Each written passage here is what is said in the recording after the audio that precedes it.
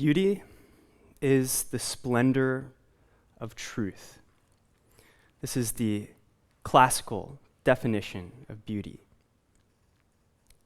It is a sensuous experience of the truth, a truth that is so deep that it can't be spoken with mere words, that when experienced resonates with the entire body. The church at one point was fluent in the language of beauty, intuitively understood that the gospel is so precious, so multifaceted, so deep, that it can't be just communicated with words, that it needs to be expressed in a sensuous experience of that deep truth. I've devoted the last 10 years of my life to the question of how we've lost track of the fluency of the language of beauty. How did we as a church go from this to this, and this, and this, and this? My experience of this question has led me into a deep wrestling with something inside of me that I realized was there. So I thought that if I could just explain good design, better websites, better beauty, better aesthetics to the church, that I would be able to make a change. And I realized that I was pointing at the wrong problem and that the problem was inside of me. To elucidate that for you, I'm going to share an experience that I had of beauty. When I was a young boy, this is the 90s, the late 90s, maybe the early thousands actually, and I'm on the top of a creaky bunk bed at night with a CD player, little Walkman, and styrofoam headset, listening to the Mark, Tom, and Travis show by Blink-182. Anthem Part 2. And Tom DeLonge, this master of punk rock, sings out in this incredible soul-screeching voice, "Everything has fallen to pieces, earth is dying, help me, Jesus." And I felt inside of me this deep truth that somehow this other person from across the world had uncovered and transferred over to me, resonate through my whole body. And I was like, bought in to the rebellion of punk rock from that moment. And I became a proselytizer, an evangelist for punk rock. The first thing I did was I burnt every single one of my friends a CD, except I didn't burn it for my mom, didn't want her to know, but I wanted to share this beauty with the world. I learned how to play guitar, and I tried to be like Tom DeLonge. And I became this evangelist of punk rock all the way until I had a second experience of beauty that changed my life forever. And that was the experience of Jesus at a Steubenville conference, which was better than Warped Tour, because all of these different types of people were represented there with this festival of music and song and dance and joy. People were standing outside with free hug signs, and there was love in the air. It was like this was what Warped Tour always wanted to be, but never had the true vulnerability to understand what it was reaching for. And I was bought in. I had an experience of God in adoration, and I wanted to share that experience of beauty with the world. And what I did when I got home was I immediately logged on to AIM, joined a chat room, and began to debate with all of my atheist and liberal friends about whether or not God existed. And I want to point out the difference between the two responses because I think that it says a lot about how Catholics instinctively want to communicate about the faith. You see, we are very bad at sharing the CD of our experience. We want to go, and our initial instinct is to share the sheet music and debate about how good the notes are. You see that third chord that, we hit there? That was really good. Like, that's why this is the best song in the world. No, play the music. I've been wondering, how did we get to this place where we have forgotten how to share the CD of the faith? I started Facebook groups and to talk about this. I started an agency and a firm to work on this project of how do we make the church more beautiful. But that took me into an understanding of the scriptures that I'd never seen before. I want to go back with you to the founding myth, the story of Adam and Eve, two people naked in the garden. And I hear very often that the temptation that Adam and Eve experienced was a temptation of pride and self-reliance. And I think that that's actually a grave misunderstanding of the temptation, because if you listen to it, the serpent says, in the deep subtext, there is not enough God to go around. You need to look out for yourself. God wants to keep divinity to himself. It's scarce. He wants to hold on to it. And if you want to be divine, you need to look out for that yourself, for yourself. He's tempting them into a mindset of scarcity while they're in a garden of abundance.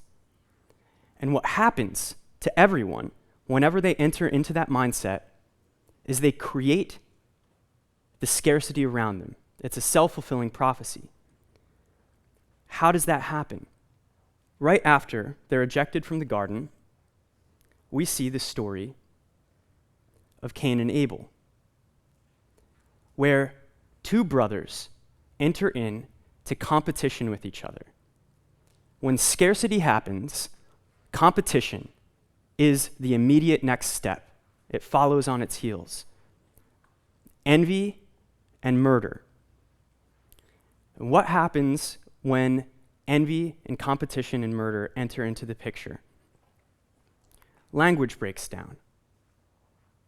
The story of Babel comes directly after, early on in Genesis. And it's the place where we see language breaking down. And again, every time I hear about this story, when I hear somebody talk about it, the story is described to me as a sin of pride. These people all fell. They were unable to work together because they were all proud. And I think that, again, is a misunderstanding. Because when they build the tower to heaven, building a tower to heaven is not a prideful thing to do. Every one of us, when we're entering into collaboration with each other, are trying to build a tower to heaven. We're trying to reach for something that we've seen in the sky and in the stars, in our dreams, and we're trying to make that real in the world. But we cannot do that if we cannot communicate with each other. And we cannot communicate with each other if we look at each other as rivals. If we are Cain-enabling each other and saying, well, that part of the building, that's my part of the building, and I did that, and I want to make sure everyone knows that I got that part down, and that's mine, there will be no whole made.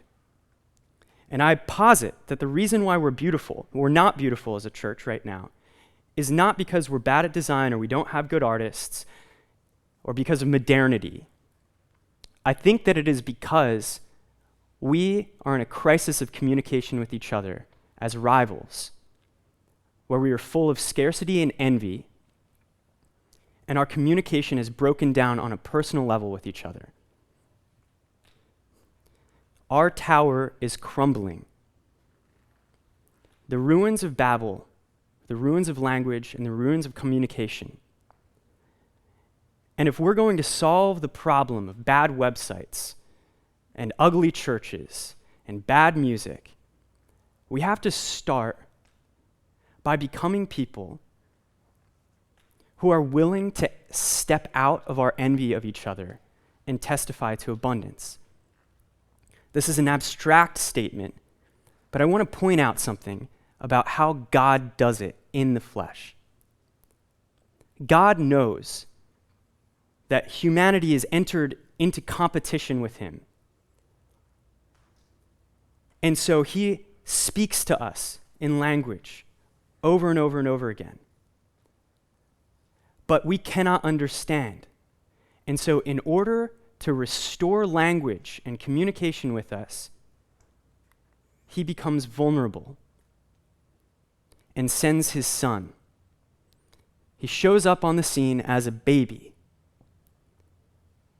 And when the world sees him as a threat, when the people he loves and the people he came to save see him as a threat and crucify him, he lets them make him and strip him naked and put him on a cross.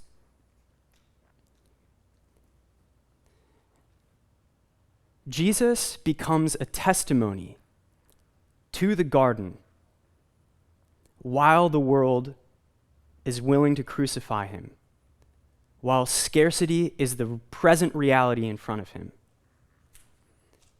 What I want to suggest to all of you is that the way out of the problem that we're in and the darkness that we're facing as a church right now, the pain and the conflict that we're experiencing, of right versus left, and diocesan ministry versus parish ministry, or the youth ministry project versus the 10 a.m. Mass in the morning,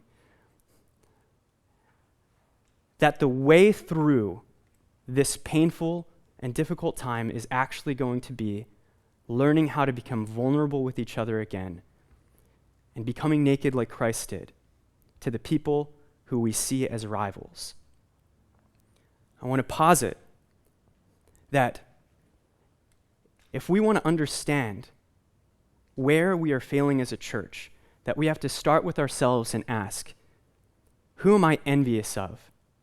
Because that will lead us to an answer about where we are not willing to trust God and where we do not believe that there is enough God to go around. And I want to give you a methodology for how to do this by telling you a story. I experienced the most amount of envy in my life when I turned 30. 30 is a benchmark for any Catholic who's single, because at that point, everyone around you decides that it's now their turn. You've had a decade to figure it out. Now we're going to help you find your significant other, right? There's a certain just like moment there where you have to look back and be like, what did I do wrong? And when I turned 30, a week later, my brother got engaged to his girlfriend, and my girlfriend and I broke up. And I was head over heels in love, and it was a very difficult thing for me. And I had this long-standing deal with my brother where we were going to plan each other's weddings.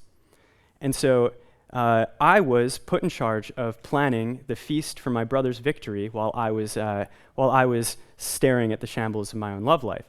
And this is kind of an ironic situation. To make matters worse, God had really cranked up the notch on this because my sister-in-law, her wedding party contained my two last ex-girlfriends. So I was planning the wedding and giving the best man speech while looking at the shambles of my love life right in front of me. And I will tell you, it's a very funny situation, and I can reflect on it, but it was difficult for me. My instinct was with this twin brother that I had, who I loved deeply and cherished deeply, to stop entering into intimacy with him. I was tempted to hate him, to sabotage him, to cut him out, because he stood as a symbol to me of how God was not faithful to me in my life and there was not enough God to go around. And I was locked up and I couldn't create. I couldn't enter in to the party. And what God told me to do, as I was at the end of my rope, he said, I want you to write a poem for them. Now, I don't know if you've ever tried to write a poem for anyone before, but much less tried to write a poem for someone who you were upset with. But it is a very, very difficult thing to do.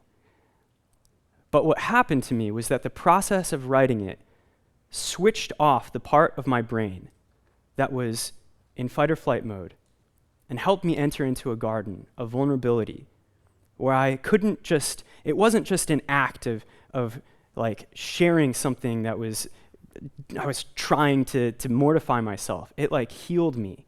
The process of creating around that healed me. And it made me able to enter into the party. There's a lot of people who are talking about vulnerability right now, and I think it's a really big buzzword. But I don't know a lot of people who are really doing it like Jesus did it, by using their bodies to restore intimacy with the people that are angry with them or that they're angry with. Bodily communication is the language of beauty. And if we want to restore language, to exit this Tower of Babel experience that we're in as a church, I think that we need to become fluent in the language of the body. What does that mean? How do we do that? Well, it's certainly not by going on social media and splurging a lot of things about what we're upset about or the ways that we've been harmed or victimized by other people or by the church. True vulnerability comes by moving beyond the word, the abstract, and into symbolic language. That is an embodied truth. The language of beauty is to give someone the CD of what is inside of you. One thing that I would say you could do is write a poem for someone that you are in conflict with. Try it. Maybe you don't even have to read it to them, but try doing it and see what happens. Maybe if you are having conflict in your office, start your next team meeting by listening to a song that you love together. It's a pretty radical idea, but there's something about beauty that will restore intimacy. I want to leave you with a poem that I wrote because I want to practice what I preach. Those days of burnt punk summers, onto CDs, rolling skateboards on pavement, and that night when we streaked through our neighborhood golf course as if to say, this world could be different with so much less hiding. But later in seminary, I put down my guitar, cut my hair, tucked in my shirt, and became a soldier for the right amount of Latin in the Mass, or the right placement of the candles on the altar. But now, I want to be saying, this is my body, given up for you. Thank you.